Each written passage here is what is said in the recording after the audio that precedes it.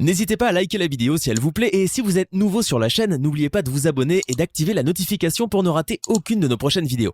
On commence. Le film commence dans un petit village où une femme se rend chez une sorcière. Elle lui demande de l'aider à régler son problème. La sorcière sait déjà que la femme n'est pas en harmonie avec elle-même, et que la sorcière est la seule à pouvoir l'aider. La femme dit que c'est sa fille qu'elle aime tant, mais qui lui apporte trop de problèmes et qu'elle n'arrive pas à contrôler. La fille s'appelle Maya. La sorcière décida d'examiner sa boule de cristal magique. Spirits, I do hereby call, look into this crystal ball. I seek one who is free and wild. Let us see this problem child.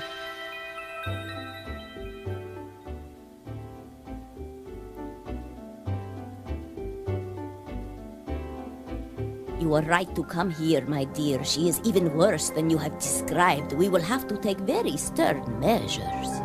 You think so? You know, deep down, Maya really is a very sweet girl. La sorcière dit que Maya a une chance de changer son aptitude et devenir une gentille fille. Et elle donne à la femme un livre, celui de Thumbelina. Elle lui dit de lire cette histoire à Maya et elle se réveillera avec une gentille fille. Mais elle ne doit pas lui forcer à écouter cette histoire. Maya doit s'y intéresser d'elle-même. De retour à la maison, la femme prépare le repas quand Maya arrive avec une surprise pour sa mère. C'est une grenouille que la mère demande de jeter immédiatement. La mère parle à sa fille du livre dont on lui a donné. Mais Maya dit qu'elle ne s'intéresse pas à la lecture. Mais sa curiosité lui force à vouloir connaître l'histoire de Thumbelina. Après une longue discussion, Maya accepte que sa mère lui raconte l'histoire. That is a beautiful flower, said the woman. And she kissed its yellow and red leaves, but just as she kissed it, the flower opened up with a pop. It was a real tulip, as one could now see, but in the middle of the flower there sat upon the green velvet stamens a little maiden, delicate and graceful to behold. She was half a thumb's length in height and named Thumbelina. Mais plus elle parle, plus elle a sommeil. Maya lui demande de ne pas dormir. Mais la mère s'endort complètement. Maya voulut s'en aller, mais sa curiosité frappe encore, et elle ramassa le livre tombé par terre. En regardant l'une des pages, elle remarqua que Thumbelina la ressemblait comme deux gouttes d'eau. Et elle fut stupéfaite de ce qui se passe.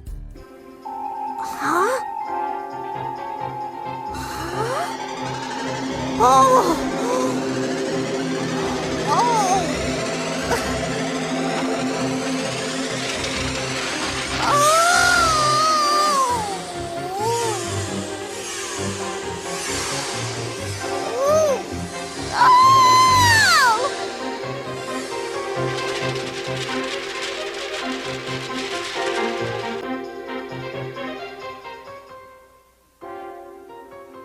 Après avoir ouvert les yeux, elle regarda autour d'elle et vit que sa mère était devenue une géante.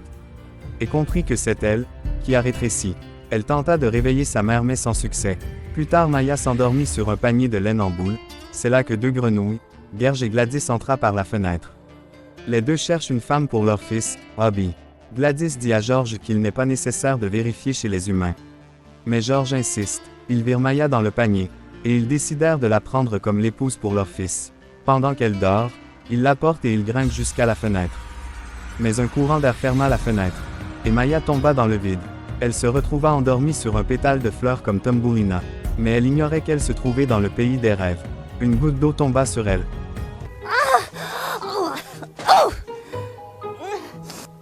Where in the world am I? Mama! Mama!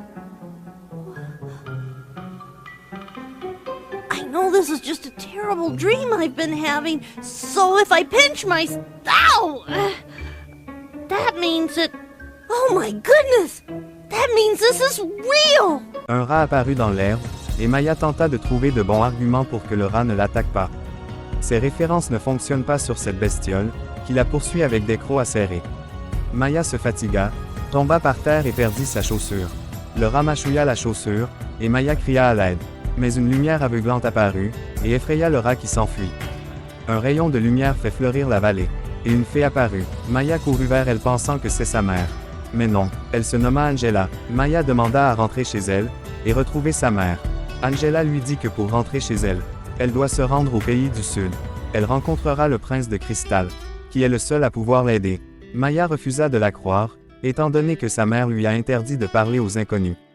Maya marcha sur une châtaigne épineuse, qui lui fit mal aux pieds.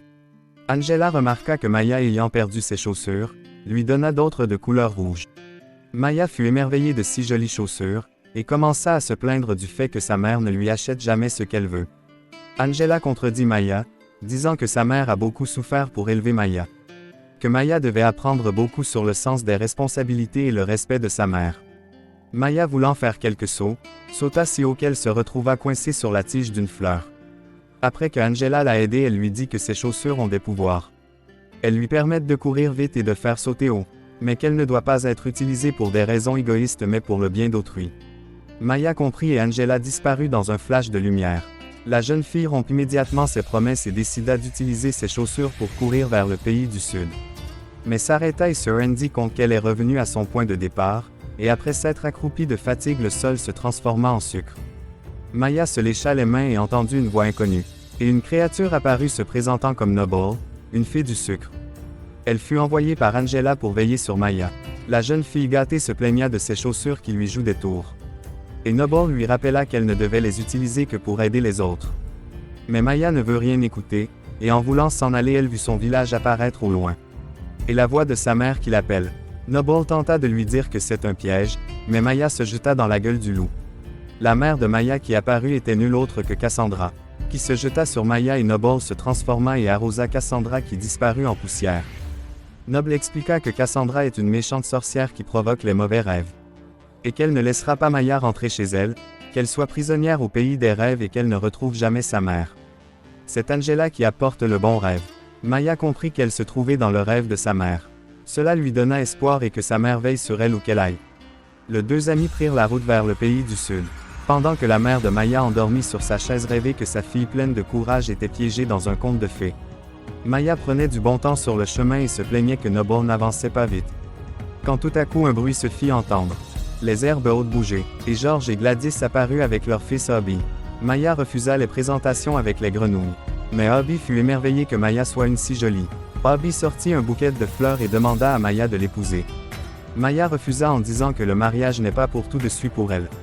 Mais les parents grenouilles réagissent car ils ne laisseraient pas Maya partir. Noble se transforma en fée libellule et emporta Maya sur son dos. George étira sa langue vers elle, ce qui leur firent tomber. Mais une chose inattendue se produisit. Hein? Oh! Ah!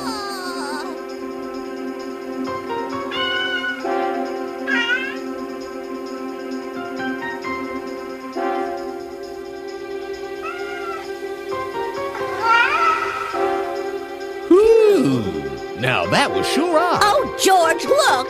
They're getting away! Hey! Bye-bye! Bye-bye!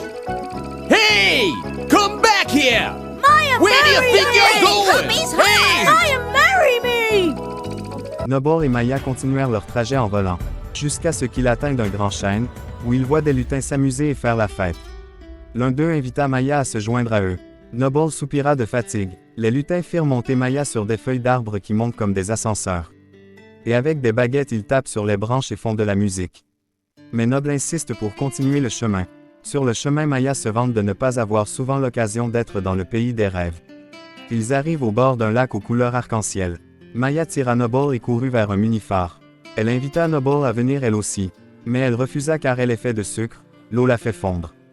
Après un courant d'air, le mini-phare dérive. Maya demande de l'aide, mais Noble rejette car tout est de sa faute. Pendant ce temps, quelque chose se cache sous l'eau. Noble vola au secours de Maya. Quand George sortit des eaux et arrosa Noble qui tomba dans l'eau. George plongea avec Maya et l'amena au bord de l'étang où se trouve sa maison. Maya se réveilla sur leur canapé et couvrit d'une couverture. Se demandant où elle est, les deux grenouilles dirent qu'elle sera la femme de Hobby et cette maison sera bientôt la sienne. Mais Maya refusa et tenta de s'enfuir, mais ce fut un échec car la porte était fermée. Les deux grenouilles tenta de rassurer Maya car leur Hobby est un bon garçon. Ils lui disent que Hobby était parti chercher des fraises spéciales pour leur repas de noces. Mais Maya, têtue, refusa de manger quoi que ce soit. Les grenouilles voyant que Maya refusait d'écouter, ils l'enfermèrent dans une chambre. Maya demanda de sortir car elle était inquiète pour son ami Noble. Et s'évanouit sur le sol. Pendant ce temps, Hobby était parti voir une sorcière grenouille qui avait un sort pour Maya. Elle donne à Hobby 3 fraises. En mangeant une seule, Maya aura un cœur de grenouille. En mangeant 2, Maya aura une tête de grenouille. En les mangeant toutes, Maya sera une grenouille complète. Obi est heureux de ses cadeaux de mariage et dit merci à la sorcière et partit. De retour à la maison, Obi réveilla Maya sur le lit et lui proposa ses fraises. Mais Maya refusa, car elle dit qu'elle n'a pas faim. Mais Obi insiste avant d'être repoussée. Maya raconta à Obi divers mensonges, comme qu'elle veut épouser le prince du pays du sud. Obi la laisse avec les fraises comme seul repas. Maya tenta d'en prendre une quand un criquet entra par le plafond. Maya lui laissa prendre les fraises et après en avoir mangé deux, le criquet eut une tête de grenouille. Et sortit par le plafond. Maya comprit tout. Obi retourna dans la chambre espérant que Maya était déjà devenue une jolie petite grenouille. Mais constata que Maya, toujours humaine, marchait sur quatre pattes et coassait. Maya joua la comédie et convint Obi et ses parents de la laisser sortir pour trouver d'autres fraises magiques avec Obi. Et ils accepta, demandant à Obi de bien garder un œil sur elle. Une fois dehors, Maya demanda à Obi où trouver de l'eau. Et Maya poussa Obi dans l'eau, disant que tout n'était qu'une comédie et qu'elle n'épousera jamais une grenouille. Avant de s'en aller, Obi tenta de lui avertir du danger. Maya se dirigea vers le sud et tomba à cause d'une pierre. Quand un serpent apparut, Obi tenta d'éloigner Maya et il tomba sur la tête du serpent qui le jeta au loin. Maya venut le secourir, ses chaussures s'illuminent et ils sautèrent de rocher en rocher. Échappant ainsi le serpent, une fois s'être sorti des ennuis, Maya tenta de soigner les blessures de la pauvre grenouille, et s'excuse de ce qu'elle a fait. Elle dit à Obi que si elle veut aller vers le pays du sud c'est pour retrouver sa mère. Elle dit également à Obi qu'il est trop tôt pour se marier. Car Obi a toute la vie devant lui. Mais Obi répondit que les grenouilles se marient tôt car ne vivent pas plus longtemps que les humains. Maya ramena Obi chez lui, au lieu de s'enfuir et aller vers le pays du sud. Mais les parents de Obi voyant ce qui est arrivé à leur fils, attacha Maya sur un muni-phare. Mais une libellule tourna au-dessus de Maya, c'est Noble qui est toujours vivante. Elle expliqua que quand elle est tombée dans le lac, elle a fondu. Mais une vague l'a amenée sur le rivage et le soleil l'a séchée. Mais pendant qu'ils parlent, elles ne savent pas qu'elles sont observées. Alors que George et Gladys préparent la cérémonie. Mais tout le monde s'inquiète pour Obi qui est toujours mal. Mais George garde espoir car Obi se repose chez eux. George apprend que Maya essaie encore de s'enfuir. Et envoie du renfort pour l'empêcher de s'échapper. Noble n'arrive pas à détacher Maya. Quand les grenouilles arrivent, Noble tenta d'emporter Maya quand la corde se coupa. Maya coincée, Gladys tenta de la faire manger une fraise magique. Mais Obi intervient et empêche l'acte. Car Obi ne veut plus épouser Maya et veut la laisser partir. Obi dit à ses parents que la mère de Maya doit s'inquiéter pour elle. Et que lui non plus ça ne lui plairait pas non plus d'être coincé quelque part. Et que sa mère s'inquiète pour lui. Il dit qu'il serait vraiment heureux si Maya retrouve sa mère. Les parents sont heureux de leur fils qui a bon cœur. Et Maya remercie Obi. Le soir venu, Maya fit un dernier au revoir à Obi avant de partir. Maya et Noble continuèrent leur route jusqu'à un désert. Maya fut fatiguée à cause de la route. Et Noble fit une farce à Maya disant qu'elle était sur une araignée, la fait s'enfuir. Mais Noble apaise le mécontentement de Maya en lui proposant de trouver un endroit pour la nuit. Mais plus tard un renard bleu apparut derrière, puis devant les deux filles. Les deux paniqués, Noble voulut protéger Maya mais ça ne l'empêche pas d'être avalée vivante. Sous les yeux de Maya terrifiée, elle prit ses jambes à son cou et s'enfuit. Le renard courut après elle, jusqu'à un tronc d'arbre, où Maya se cacha dans un trou. Le renard ne pouvait plus l'attraper.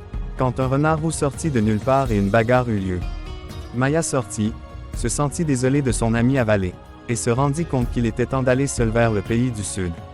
Mais pendant qu'elle partit, une fumée apparut avec une voix qui fit fuir le renard roux. Et Cassandra apparut, et il s'avère que le renard bleu est en fait Groven, le bras droit de Cassandra. Il dit à Cassandra qu'elle a pu avaler Noble. Mais ce que Cassandra veut c'est Maya. Plus tard Maya toujours triste d'avoir perdu son ami. Quand elle vit une libellule dans le ciel croyant que c'est Noble, mais c'est une simple libellule. Mais Maya ne perd pas espoir car elle voit une maison à l'entrée de la forêt. En s'approchant de la porte elle vit une souris à l'intérieur, qui cuisine une bonne soupe. Maya fut déçue de désobéir à sa mère, c'est-à-dire ne pas entrer chez des inconnus. Mais elle toqua à la porte, et la souris lui laissa entrer. Elle se présente comme Tante Ruth, et donne à Maya une soupe. Tante Ruth voulut présenter Maya à un autre voyageur venu ici avant elle. Et qui dort dans la chambre, ce voyageur est nul autre que Obi. Maya demanda à Obi comment était-il arrivé ici. Obi expliqua tout. Stop having a terrible fight about it with my parents. At first they wouldn't hear of me going on a trip with you. Finally, for the first time in my life, I stood up to them. It felt great.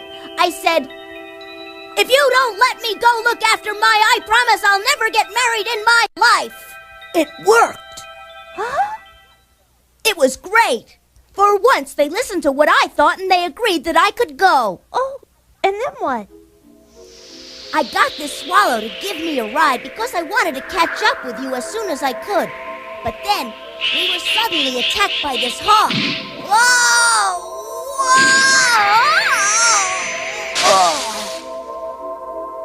And that's when I found him. Hoppy was very lucky I was passing by. Les retrouvailles entre les deux se déroulent bien, et Hoppy demande où est Noble, et Maya lui dit qu'elle fut mangée par un renard.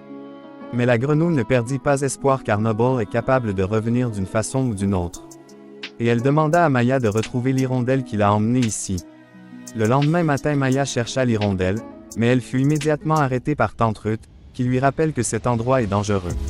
Maya insiste quand même. Ils sont interrompus en voyant l'hirondelle dont le corps jaillit sans vie sur le sol. Maya désire vraiment l'aider, et voyant que Maya a un cœur pur, la fée Angela apparut et donna à Maya un pendentif, qui lui permettra de guérir l'hirondelle. Thank you, Witch Angela. Oh, poor bird. Please get better and don't die.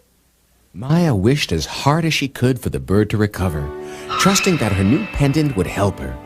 Somewhere, far away, her dreaming mother watched everything that she did. Maya's healing work on the bird took hours. They were able to move the poor swallow indoors, and soon, a miraculous thing happened.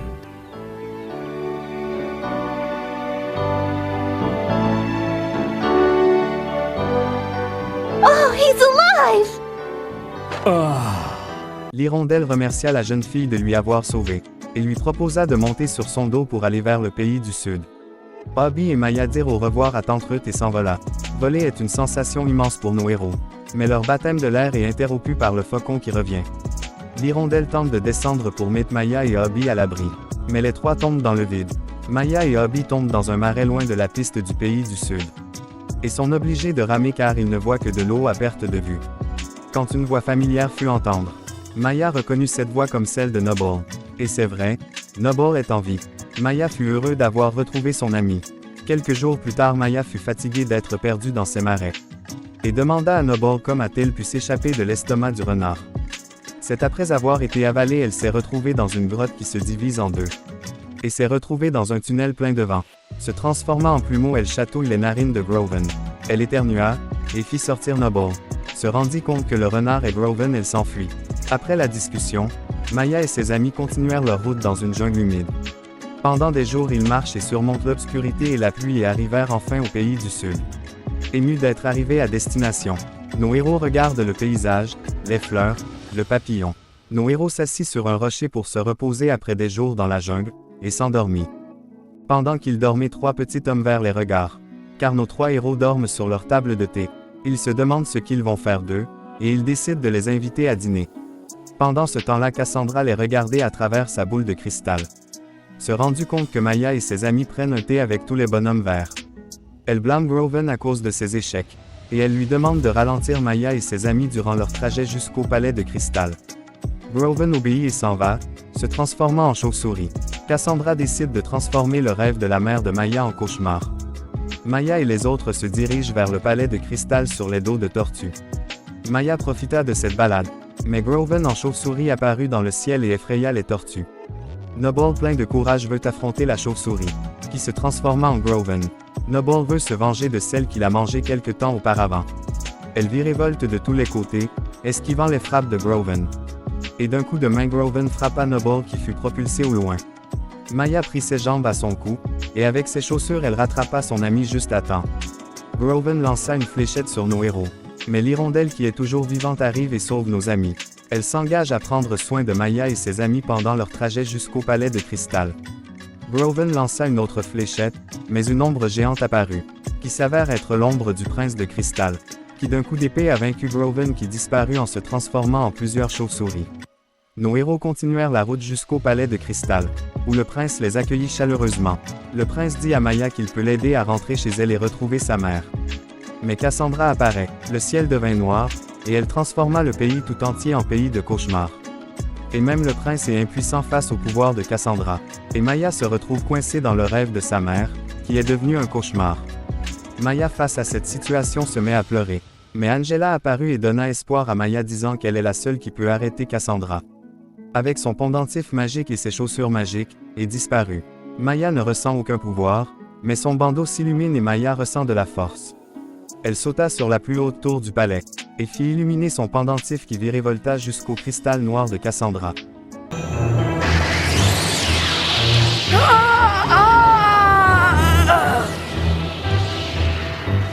Send away this witch Cassandra! Send away this nightmare of a dream!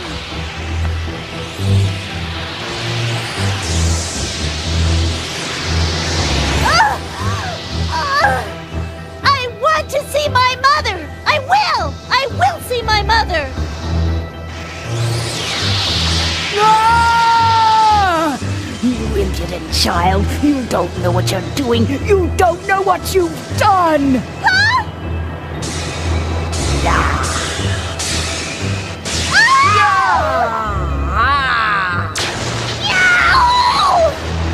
Après cela, Cassandra tomba dans le vide, mais Maya l'attrape et la sauve. Cassandra ne comprend pas pourquoi Maya l'aide car elle est son ennemie. Mais Maya dit qu'il n'est pas bon de laisser quelqu'un mourir. Cassandra sourit en voyant que Maya avait beaucoup changé en venant dans le pays des rêves. Et que le rôle qu'elle a joué pour lui enseigner ses leçons s'est achevé. Cassandra s'évapora et s'éleva dans le ciel aux côtés de Angela, car ce rêve était maintenant terminé. Et il était temps pour Maya de se réveiller. Cassandra ajoute que toutes les leçons que Maya a apprises soient d'une grande valeur pour elle. Bobby demanda ce qui s'est passé et le prince répondit que tout redeviendra à la normale. Que ce monde a été créé pour un rêve et que tout le monde retournera dans un livre d'où ils sont venus. Maya dit un dernier au revoir à ses amis. Le prince mit sa main sur l'hirondelle qui se transforma en oiseau doré, qui allait ramener Maya chez elle. Maya monta sur son dos et dit merci à tout le monde. L'oiseau s'envola et emmena Maya. Maya fut pris dans un éclat de lumière.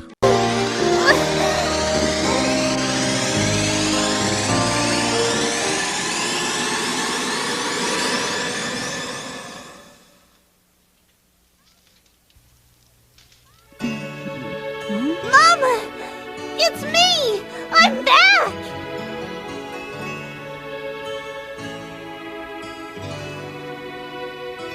Maya.